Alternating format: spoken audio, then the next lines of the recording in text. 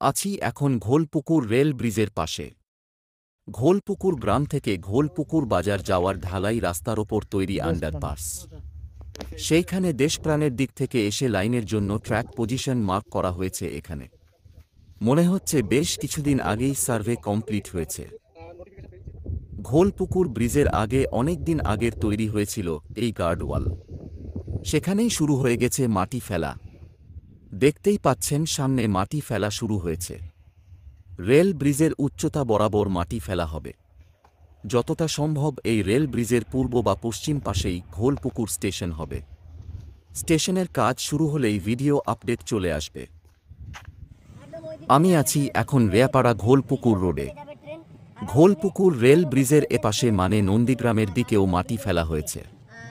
আমার এই ভিডিওতে ভালো করে দেখিয়েছি। উপরে আই বাটনে ক্লিক করে দেখুন বা ডেসক্রিপশনে লিংক আছে দেখুন। এখন আছি দেশপ্রাণ স্টেশনে। দেশপ্রাণ স্টেশন থেকে পূর্বাচক বা মধুসূদনচক গ্রাম পর্যন্ত জমি অধিগ্রহণ করে রেলের খুঁটি মারা আছে। মাঠে কাদা থাকার কারণে কতদূর জমি অধিগ্রহণ হয়েছে সেটা মাঠে নেমে দেখানো সম্ভব হল না। এর পরের ভিডিওতে ঘোলপুকুরের পর থেকে নন্দীগ্রাম পর্যন্ত কী কী কাজ হয়েছে দেখাবো।